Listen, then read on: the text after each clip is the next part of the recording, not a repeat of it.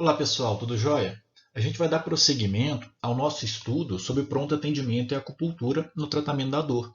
Então, nesse segundo vídeo, a gente vai abordar agora como realizar o diagnóstico de canal tendino muscular, quando suspeitar do acometimento de vasos maravilhosos e também a respeito dos vasos divergentes.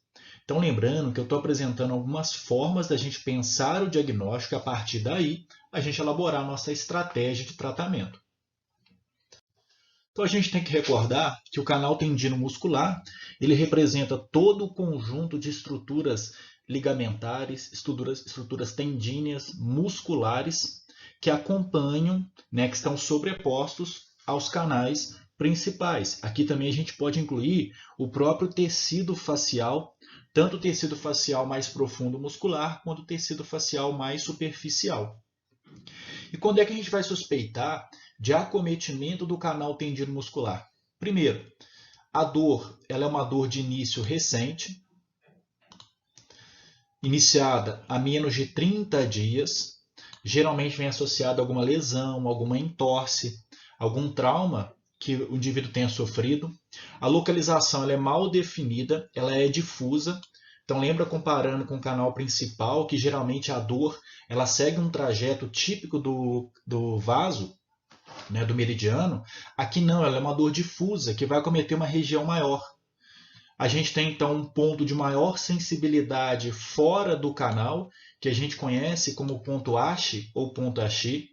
Então, na palpação, a gente identifica um ponto de maior sensibilidade, podendo identificar também um ponto de maior resistência, né, que a gente poderia traduzir como um ponto gatilho miofacial, que pode ocorrer, né, em lesões musculares. Dor no ponto de união, a gente tem que recordar que a técnica de canal tendino muscular, ela apresenta um ponto que a gente vai trabalhar, que é o ponto de união tendino muscular. A gente possui 4 pontos, que daqui a pouco eu vou falar sobre eles. Então a gente realiza a palpação desse ponto e a gente espera que esse ponto esteja sensível. Recordando que eu estou falando de um tratamento de um paciente que esteja se queixando, né, de uma dor muito intensa. E além disso, dor com localização mais superficial. Então, também na palpação a gente consegue perceber um limiar de dor mais baixo nesse indivíduo. Ele vai apresentar na região da dor o que a gente chama de hiperalgesia, provavelmente associado talvez a um processo inflamatório. A gente tem que recordar que os canais tendinomusculares eles vão se originar lá no ponto Ting. Então, o ponto Ting, que é o ponto da extremidade, podendo ser o primeiro ou último ponto do canal principal, ele é um ponto que a gente vai utilizar nessa técnica, no tratamento. E além disso, a gente tem que entender que os canais tendinomusculares podem ser acometidos por fatores patogênicos externos, né, denominado na medicina tradicional chinesa de Xie, e também por deficiência no canal principal. Tá? Então, as duas condições podem ser fatores que vão predispor o indivíduo a um acometimento do canal tendino muscular. Então, vamos entender o método de tratamento nessa condição. Em primeiro lugar, a gente vai punturar o ponto de união, lembrando que esse ponto ele deve estar se apresentando sensível para confirmar o nosso diagnóstico, e a gente vai estimular esse ponto de forma mais vigorosa por aproximadamente 10 a 20 segundos. Utilizando apenas esse ponto, a gente já espera um alívio significativo na dor do paciente. Caso ele ainda apresente dor, a gente pode prosseguir para a utilização do ponto Ashi e do ponto Ting. Alguns autores orientam utilizar primeiro o ponto Ting. Particularmente, eu gosto mais do ponto Ashi, né, que é um ponto de acúmulo de energia e é um ponto de alta sensibilidade. Existem vários trabalhos que demonstram que a inserção de uma agulha em um ponto localizado de dor, ela promove diversos efeitos, dentre eles efeitos bioquímicos, né, quando a gente insere uma agulha no tecido, a gente causa uma microlesão e isso induz uma série de respostas locais, com a secreção de várias substâncias pró-inflamatórias que vão otimizar a recuperação daquela região. Além disso, quando a gente insere a agulha no ponto e realiza o estímulo, a gente vai estar trabalhando com um estímulo nervoso. E aí existem trabalhos que demonstram o mecanismo de analgesia que a gente consegue promover com a inserção da agulha no ponto de dor. Então, eu prossigo com o ponto AX, realizo o estímulo. A partir daqui, eu avalio novamente o paciente se houve alguma melhora. Se ele ainda apresentar uma queixa considerável da dor, aí a gente pode lançar a mão agora do ponto Ting. Lembrando que o ponto Ting são os pontos das extremidades, são pontos extremamente sensíveis. Então, eu particularmente realizo a puntura nesse ponto e faço o que a gente chama de puntura neutra. E eu obtenho o TETI e não estimulo. Mas a gente poderia prosseguir também com o mesmo padrão de estímulo de 10 a 20 segundos. Por fim, a gente pode agora localizar um ponto de tonificação para poder trabalhar o canal principal, podendo ser o ponto fonte ou o que a gente chama de ponto de tonificação com base na teoria dos 5 movimentos ou dos 5 elementos. Então aqui a gente tem um exemplo, né, quando a gente tem um acometimento de algum dos 3 canais tendinomusculares Yang da mão, que seria o intestino delgado, intestino grosso e o triplo aquecedor. Eu tenho aqui o ponto de união deles, que é o VB13, e a gente tem aqui os pontos Ting de cada um. Se for os 3 canais Yin da mão, a gente tem o pulmão, o pericárdio e o coração. Aqui estão os 3 pontos Ting de cada um, mais o ponto de união, que é o VB22. Se a gente tiver um acometimento em algum dos 3 canais Yang do pé, a gente tem o estômago, o VB, que é a vesícula biliar, e a bexiga. Então, aqui os pontos Ting de cada um. E o ponto de união deles é o ID18. Já em relação aos 3 canais tendinomusculares Yin do pé, que seria o fígado, o rim e o baço pâncreas, a gente tem 2 possíveis pontos de união, que a literatura acaba apresentando os dois, que é o VC2 e o VC3. Eu, particularmente, utilizo o VC3. Tá? Existe um consenso maior em relação a esse ponto. Olhando aqui, então, nessa imagem, a gente consegue identificar a localização do VB13, que é o ponto de união dos 3 canais Yang da mão. Então, envolvendo aqui triplo aquecedor, intestino delgado e intestino grosso. O VB13 ele se localiza a 4 tsum da linha média e a aproximadamente meio tsum acima da raiz do cabelo. Já nessa imagem, a gente consegue localizar o VB22, que é o ponto de união dos 3 canais tendinomusculares Yin da mão. Então, envolvendo aqui o coração, o pericárdio e o pulmão. Ele fica localizado na linha axilar média, no 4º espaço intercostal. Então, a gente faz através da palpação, localiza o 4º espaço intercostal, acompanha esse espaço até a linha axilar média. Aqui a gente consegue identificar o ID18, que é o ponto de união dos 3 canais Yang do pé. Então, eu tenho aqui a bexiga, o estômago e a vesícula biliar. A gente pode traçar uma linha da região lateral da sobrancelha, indo em direção ao arco zigomático, logo abaixo do arco zigomático, anteriormente ao músculo masseter, a gente identifica o ponto.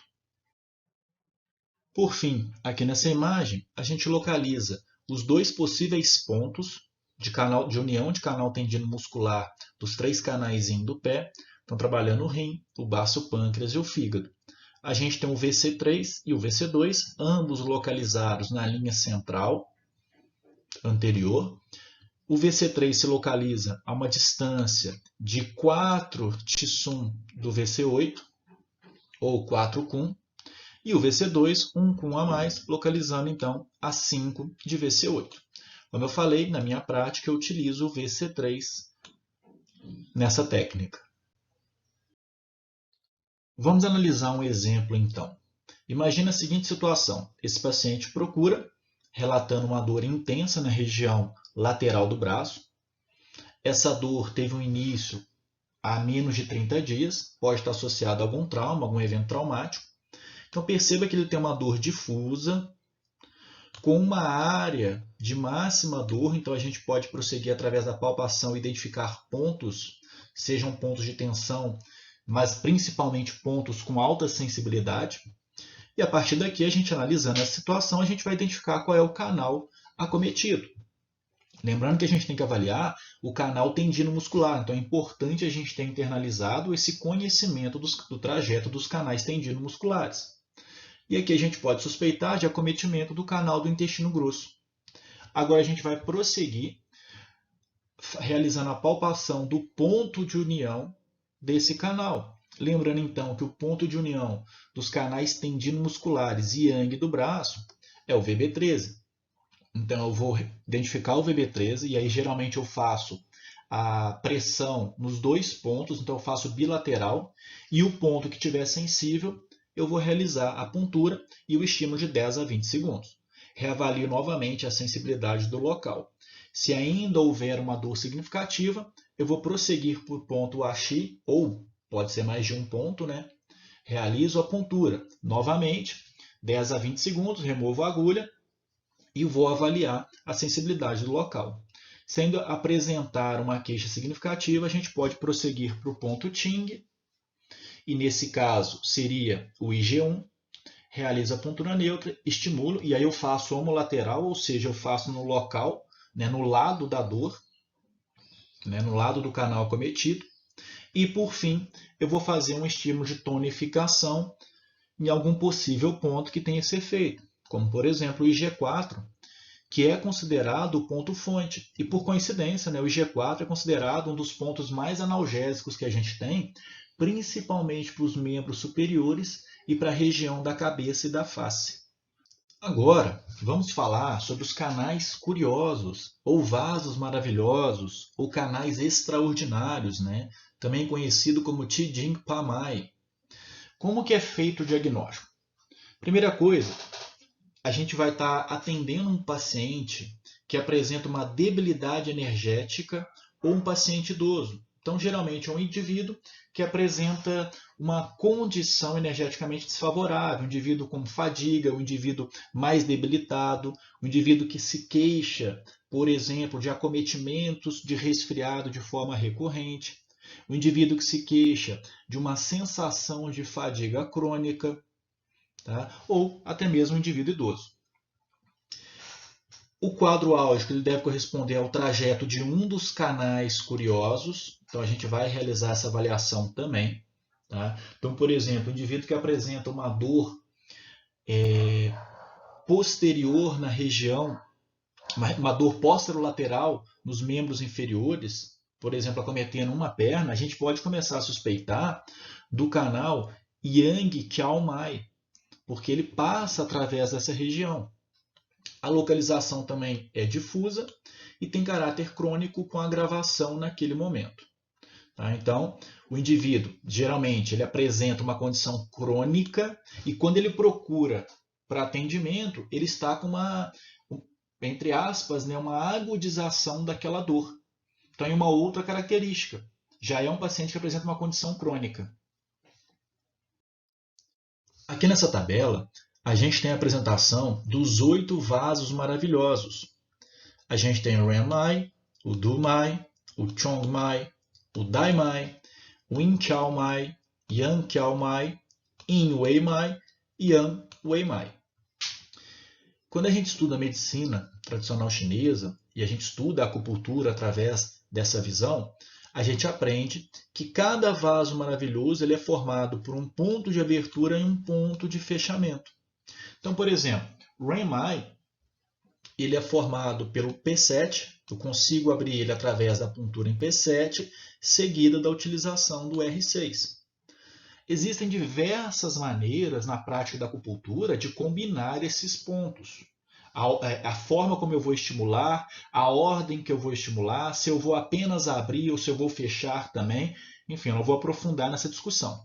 Mas aqui é só para a gente poder ver que cada vaso maravilhoso ele é formado por um par de mesma polaridade. Então, por exemplo, o Renmai, quando a gente quer utilizar o Renmai, eu tenho que combinar ele com o Inqiaomai. O Dumai com o Yanqiaomai. Então, existe essa combinação. E como que a gente faz para utilizar eles no pronto atendimento? E como seria feito o tratamento nesse caso? Se o indivíduo apresenta uma dor abaixo da cintura pélvica, a gente vai utilizar os pontos da mão referente ao vaso maravilhoso acometido. Se a dor for acima da cintura pélvica, a gente vai utilizar os pontos do pé. Tá? E a utilização desses dois pontos vai respeitar uma ordem de ser contralateral, porque eu quero utilizar o ponto mais distal. No entanto, Se eu utilizar esse ponto mais distal e não obtiver 100% de melhora no quadro álgico do paciente, a gente pode lançar a mão agora de utilizar o segundo ponto do canal. Então, um exemplo. Imagine que o paciente apresente uma dor, uma lombociatalgia, com a dor irradiando para a região posterior da perna direita. Através da identificação, do conhecimento do trajeto dos vasos maravilhosos, a gente começa a suspeitar de acometimento no canal Yang-Qiao-Mai. E aí a gente pode prosseguir na puntura. Como a dor é abaixo da cintura pélvica, eu tenho que lembrar que o Yang-Qiao-Mai, eu abro ele com bexiga 62 e fecho com ID3. Então, nesse caso, eu vou estimular o ID3 da mão esquerda, contralateral. Retiro a agulha, estimulo 10 a 20 segundos, removo a agulha e vou avaliar o paciente novamente.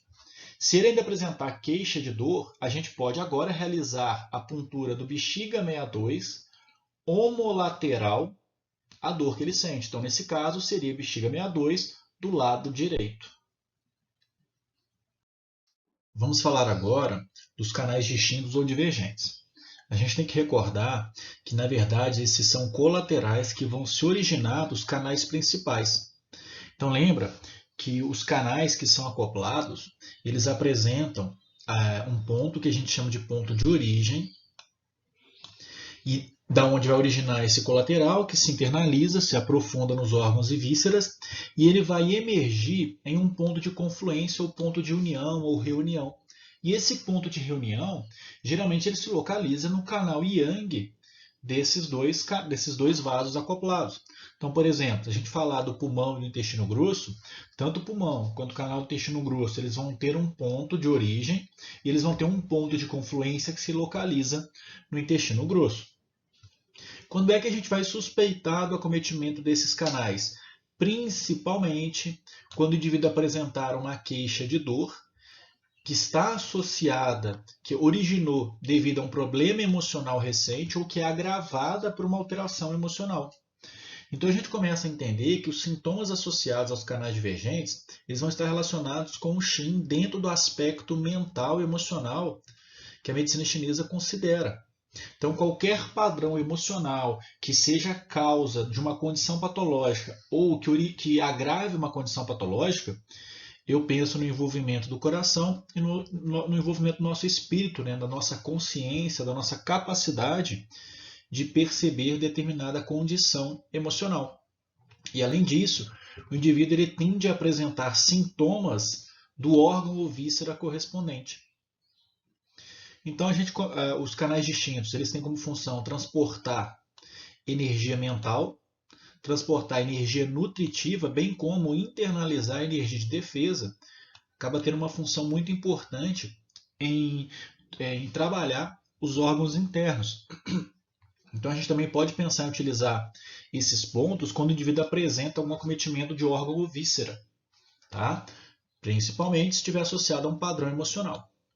E, além disso, são canais que fazem a ligação direita e esquerda, então também são utilizados na prática para poder promover esse equilíbrio. Aqui a gente tem uma tabela mostrando o que a gente chama de 6 confluências, como se fossem 6 canais que vão trabalhar os aspectos emocionais. E a gente começa a perceber que cada um deles vai ter uma origem. Então, pegando a primeira confluência, eu tenho a bexiga e o rim.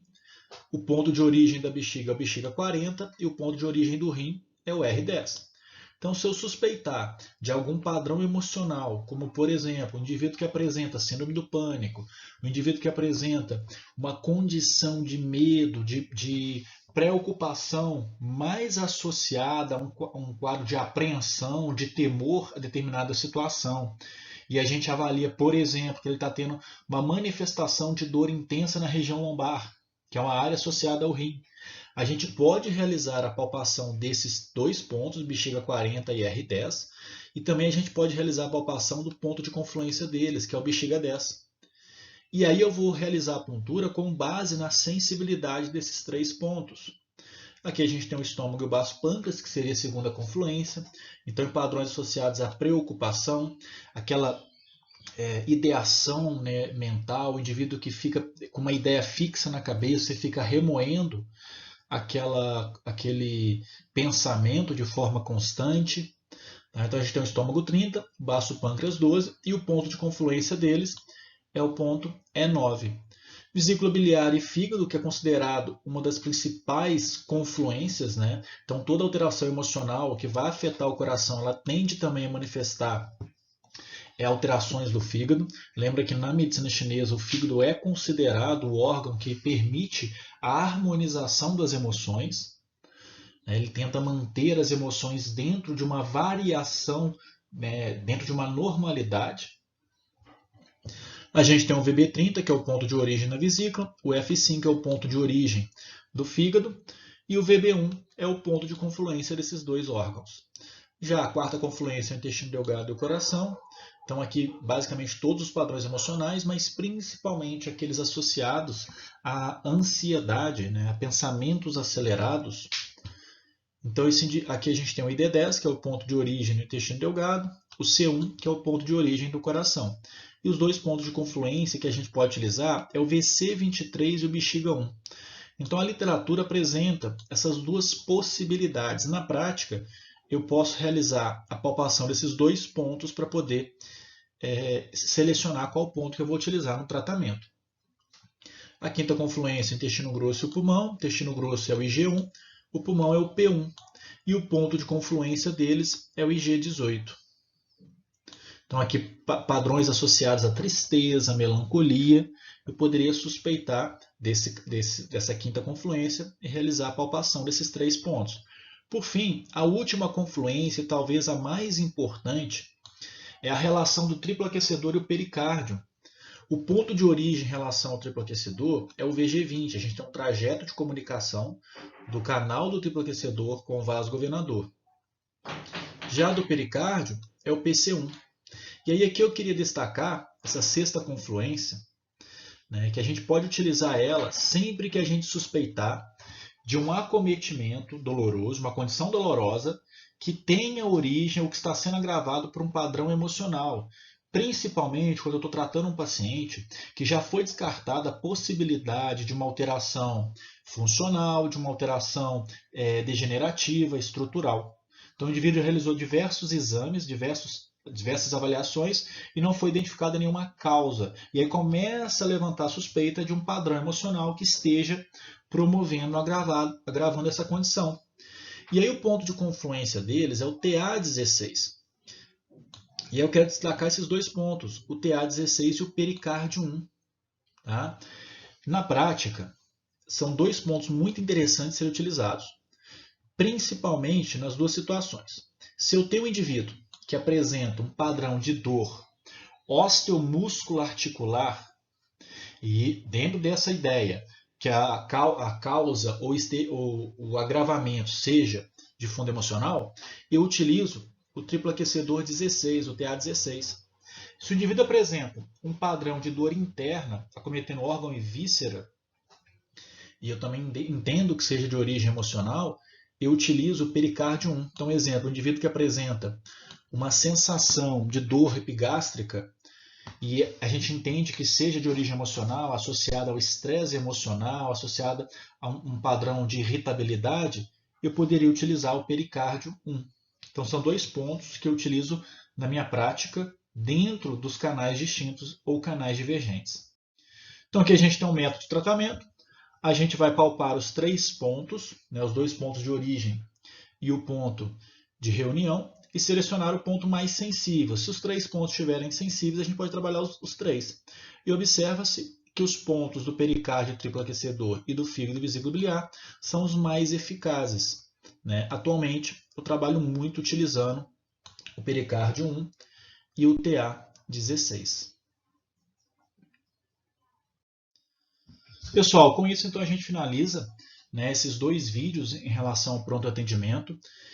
E eu acho interessante compartilhar, né, essa técnica que eu tenho utilizado bastante na minha prática e obtendo resultados muito interessantes. Espero que tenha contribuído com o conhecimento de vocês. Forte abraço.